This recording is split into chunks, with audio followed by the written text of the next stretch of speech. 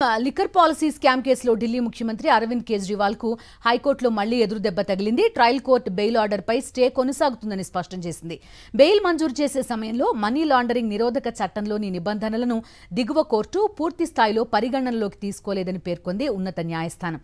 PMLA section 45 కింద 2 షరతులను trial court పరిగణనలోకి తీసుకోలేదని పేర్కొంది. కేజ్రీవాల్ బెయిల్ పిటిషన్పై రేపు సుప్రీంకోర్టు విచారణ చేపట్టనుంది.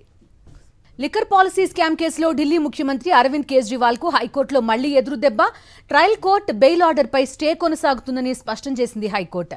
బెయిల్ మంజూరు చేసే సమయంలో మనీ లాండరింగ్ నిరోధక చట్టంలోని నిబంధనలను దిగువ కోర్టు పూర్తి స్థాయిలో పరిగణనలోకి తీసుకోలేదని పేర్కొంది ఉన్నత న్యాయస్థానం. పీఎంఎల్ఏ సెక్షన్ 45 కింద 2 షరతులను ట్రయల్ కోర్టు పరిగణనలోకి తీసుకోలేదని పేర్కొంది. కేజ్రీవాల్ బెయిల్ పిటిషన్పై రేపు సుప్రీంకోర్టు విచారణ చేపట్టనుంది.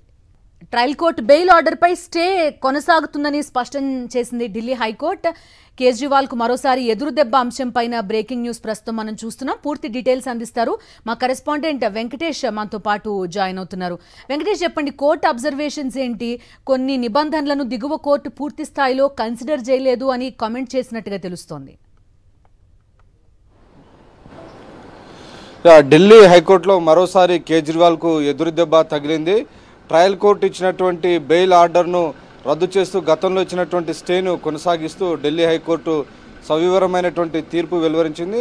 ప్రధానంగా ట్రయల్ కోర్టు ఈ విషయంలో అరవింద్ కేజ్రీవాల్కు బెయిల్ ఇచ్చే విషయంలో తగినటువంటి మైండ్ అప్లై చేయలేదనేటువంటి కామెంటు ఉత్తర్వుల్లో పేర్కొంది. అలాగే పీఎంఎల్ఏ యాక్ట్ సెక్షన్ 45 ప్రకారం ఎవరైతే బెయిల్ తీసుకుంటారో, బెయిల్ కోసం దరఖాస్తు చేస్తారో వారు ట్విన్ కండిషన్స్కు ఎలిజిబిలిటీ ఉండాలి. కానీ ఆ ట్విన్ కండిషన్స్ ఫుల్ఫిల్ కాకుండానే దానికి సంబంధించినటువంటి బెయిల్ ఇవ్వడం పైన తీవ్రమైనటువంటి అభ్యంతరాన్ని ఢిల్లీ హైకోర్టు వ్యక్తం చేసింది. సో ఆ నేపథ్యంలోనే అరవింద్ కేజ్రీవాల్కి ఇచ్చినటువంటి బెయిల్ను రద్దు చేస్తూ ఇచ్చినటువంటి స్టే ఆర్డర్ను యథావిధిగా కొనసాగిస్తూ ఢిల్లీ హైకోర్టు తీర్పు ప్రకటించిన నేపథ్యంలో ఢిల్లీ అరవింద్ కేజ్రీవాల్కు మరోసారి నిరాశ ఎదురైంది. సో ఇప్పటికే ఆయన సుప్రీంకోర్టును అప్రోచ్ చేసేటువంటి ప్రయత్నం చేస్తున్నారు. సో ఢిల్లీ హైకోర్టు ఈరోజు సవివరమైన తీర్పు ఇవ్వడంతో ఈ తీర్పు కాపీని తీసుకెళ్లి సుప్రీంకోర్టులో దీనికి సంబంధించినటువంటి దరఖాస్తు చేయబోతున్నారు. ప్రధానంగా ట్విన్ కండిషన్స్ అంటే ఏవైతే సాక్ష్యాలను ధ్వంసం చేయరనేటువంటి ఒక సంతృప్తి కానీ, అలాగే ఇక్కడ నుంచి ఈ మొత్తం వ్యవహారంలో ఈయన పాత్రకు సంబంధించినటువంటి వాంగ్మూలాలన్నీ కూడా చాలామంది వాంగ్మూలం ఇచ్చారు. అరవింద్ కేజ్రీవాల్ ఈ కేసులో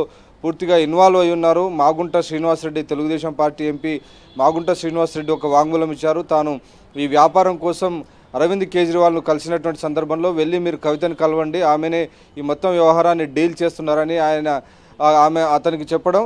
సో వెంటనే మాగుంట శ్రీనివాసరెడ్డి కవితను కలిస్తే 100 కోట్ల రూపాయల డీల్ కుదుర్చుకున్నారు. సో 100 కోట్ల రూపాయలను ఈ లిక్కర్ కంపెనీకి సంబంధించిన వారు ఆమ్ ఆద్మీ పార్టీకి అందజేస్తేనే దీనికి సంబంధించినటువంటి లైసెన్సులు ఇస్తామని కవిత మాగుంట శ్రీనివాసరెడ్డికి చెప్పినట్టుగా మాగుంట శ్రీనివాసరెడ్డి ఒక క్లియర్గా జడ్జి ముందు వాంగ్మూలం ఇచ్చారు. సో ఈ వాంగ్మూలాలు అన్నటువంటి నేపథ్యంలో అరవింద్ కేజ్రీవాల్ కనుక బయటికి వస్తే ఆయన సాక్షులను ప్రభావితం చేసేటువంటి అవకాశం ఉంది. కాబట్టి ఇలాంటి కండిషన్స్, ట్విన్ కండిషన్స్ను ఫుల్ఫిల్ అయ్యేటువంటి అవకాశం లేదు. కాబట్టి ఇప్పుడు తాము బెయిల్ ఇవ్వలేమని కూడా ఢిల్లీ హైకోర్టు తేల్చి చెప్పినటువంటి నేపథ్యంలో ప్రస్తుతం ఇక అరవింద్ కేజ్రీవాల్ సుప్రీంకోర్టుకు వెళ్ళేటువంటి అవకాశం కనబడుతుంది. గతంలో మనం చూసాం, సుప్రీంకోర్టు ఆయనకు ఇంటరిమ్ బెయిల్ ఇచ్చింది. ఎన్నికల ప్రచారం కోసం 3 వారాల పాటు బెయిల్ ఇచ్చింది.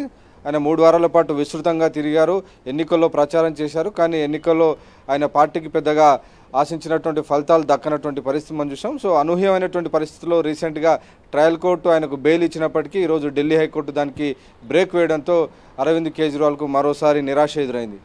దీంతో పాటుగా కేసులో అప్డేట్స్ ఏంటి? ఎక్కడి వరకు ఈ కేసు ప్రస్తుతం, ఈ లిక్కర్ పాలసీ స్కామ్ కేసు ఎక్కడి వరకు వచ్చి ఆగింది? దాదాపు ఇన్వెస్టిగేషన్ అంతా కూడా దాదాపు పూర్తయినట్టే చెప్పొచ్చు. దాదాపు 99% ఇన్వెస్టిగేషన్ పూర్తయింది. అరవింద్ కేజ్రీవాల్ పైన కూడా ఛార్జ్ షీట్ దాఖలు చేశారు. ఈయననే ప్రధాన నిందితుడు. ఈ మొత్తం వ్యవహారంలో ఆమ్ ఆద్మీ పార్టీ, అరవింద్ కేజ్రీవాల్ అంతిమ లబ్ధిదారు, అంటే ఫైనల్ బెనిఫిషియరీ. ఈయనకే మొత్తం లాభం అంతా కూడా ఈ పార్టీకి చేరింది, ఈయనకే చేరిందని కంక్లూజివ్గా ఒక ఛార్జ్ షీట్ ఇప్పటికే దాఖలు చేశారు. సో ఆ ఛార్జ్ షీట్ను ప్రస్తుతం ట్రయల్ కోర్టు ఇంకా కన్సిడర్ చేయాల్సింది. సో ట్రయల్ కోర్టు దాన్ని ఇంకా కన్సిడర్ చేయాలి. ప్రస్తుతం జడ్జి లీవ్లో ఉన్నటువంటి నేపథ్యంలో దాన్ని కన్సిడర్ చేస్తే ఈ కేసుకు సంబంధించినటువంటి ఇన్వెస్టిగేషన్ దాదాపు ఒక కొలికి వచ్చినట్లు. సో ఇన్వెస్టిగేషన్ ప్రాసెస్ పూర్తయితే నెక్స్ట్ కోర్టు ఎంటర్ అవుతుంది. ఈ కోర్టు ఈడీ సేకరించినటువంటి సాక్ష్యాలు కానీ సాక్ష్యాధారాలు వాంగ్మూలాలన్నీ కూడా సరిగా ఉన్నాయా, వాటిని భయపెట్టి తీసుకొచ్చారా లేకుంటే ఏ రకంగా చేశారు వాటన్నిటిని పరిశీలించిన తర్వాత వారిని నిందితులుగా దోషులుగా తేల్చుతారా నిర్దోషులుగా తేల్చుతారా అనేది తెలియటువంటి అవకాశం ఉంది. సో ఈ కోర్టు ప్రాసెస్ కావడానికి 1-2 సంవత్సరాలు పట్టేటువంటి అవకాశం ఉంటుంది. Okay Venkatesh, thank you.